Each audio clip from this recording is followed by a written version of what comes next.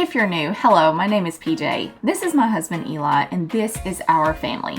We are a family of 8, 6 kids. We love it. Home is our favorite place, and we want home to be your favorite place as well.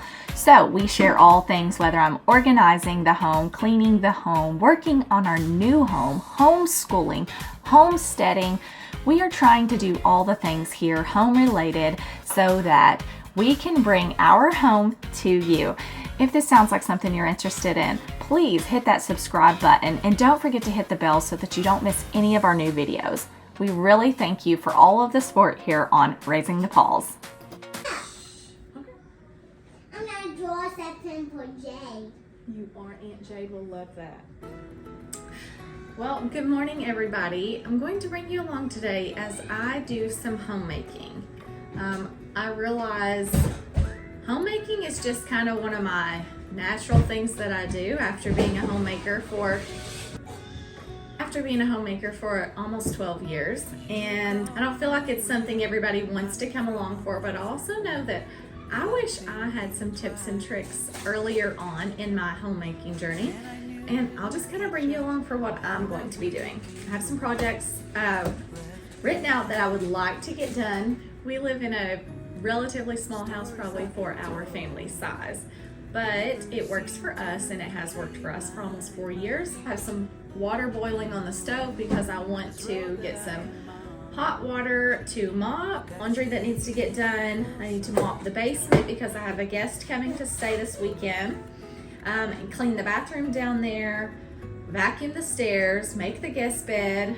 I'm going to reset the kitchen and mop the floors in this main area because it's our central location and it's used the most. And then I'm going to vacuum all the floors upstairs. That's my goal. I have some cabinets I want to move around because we have some changes coming up this year. It would be best to set up some new systems in place for some of the cabinets so the kids can kind of help do things on their own, kind of give them their own cabinet. Oh, hello.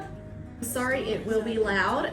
I cannot quieten down the noise in this house. So you will hear children and see children, and I can cover up some of the sound and add some nice music at times as well. So I'm going to go ahead and get started. I have a cabinet here that I'm wanting to move some changes around to free up the cabinet in the island to give that one to the kids. So I hope you enjoy. My goal here is to try to free up some of these so that I can move the items that are down in my island cabinet into here so I can free that one up. The lid broke on this, so I need to either find a replacement. If I could find a replacement lid, it would be better than buying a whole new blender. It's just taking up space in the cabinet that can be used for my pots and pans.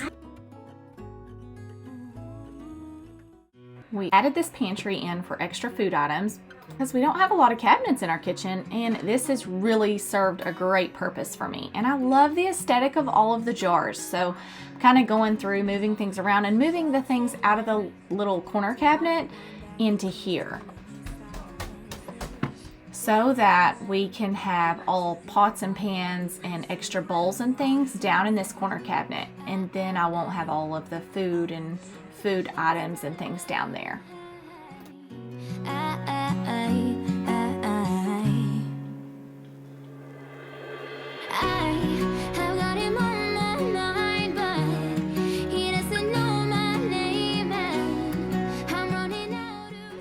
This cabinet under the island has been like unfinished the entire time, and I have a little shelf that I keep trying to put in here, and I do not know what I'm doing, but I was able to get it to work for now, and I'm just trying to clean out the cabinet. I should have lined this cabinet to start with because my cast iron pans kind of scuffed the bottom of the cabinet, but it'll work.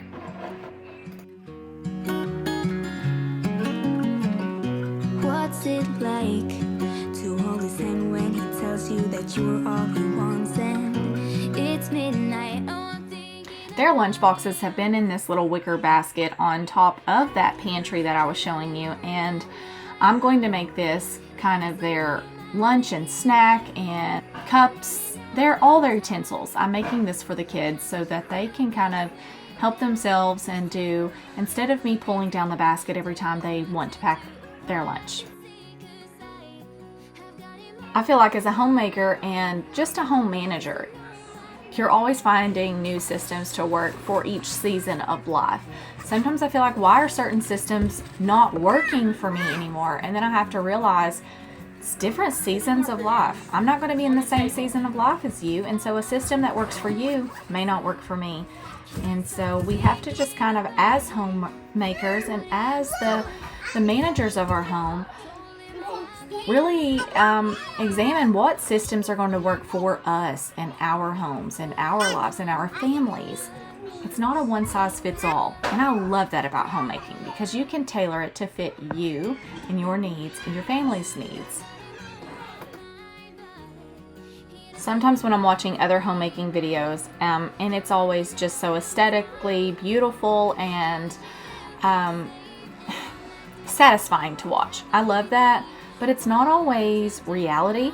And so sometimes it can kind of be that chasing what somebody else has thing, and I'm here to just show up for my family and what we have and what we need, and that's okay. You're not going to see perfection here.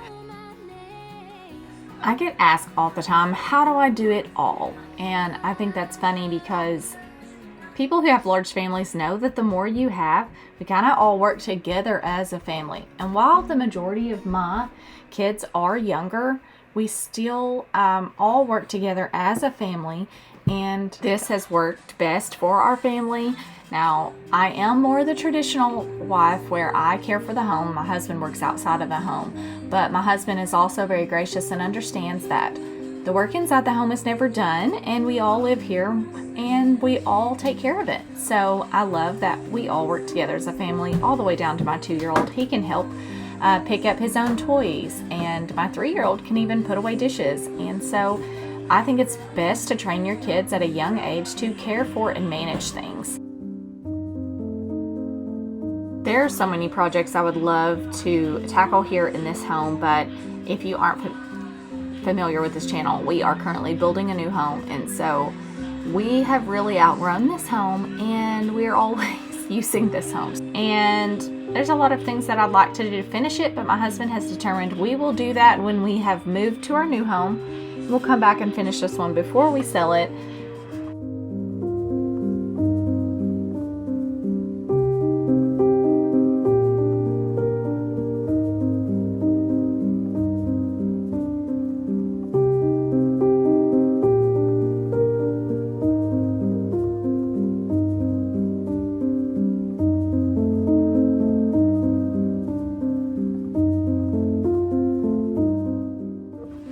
I'm taking out all of the food products except for my flours, because I like to go ahead and feed my sourdough right here at this cabinet, because it usually sits on the counter right above it, and so it doesn't feel ideal to me to go back and forth across the room to that pantry just to feed my sourdough. And so I'm going to take out all the rest of the food items.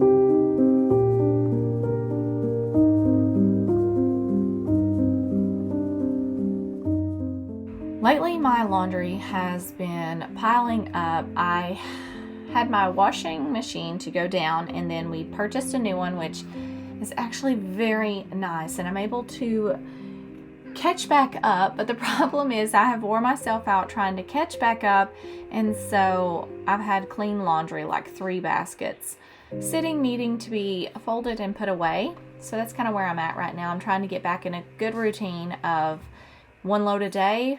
But I think I'm going to have to go to like 2 loads a day until I can minimize more of our wardrobes. And I think that's what my Messy to Minimal is going to be next. Messy to Minimal series has been going well.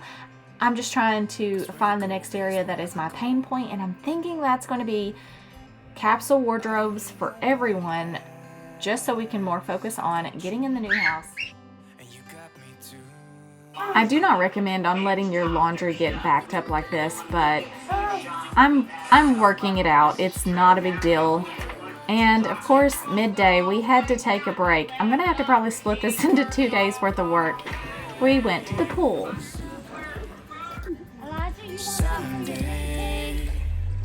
Sure.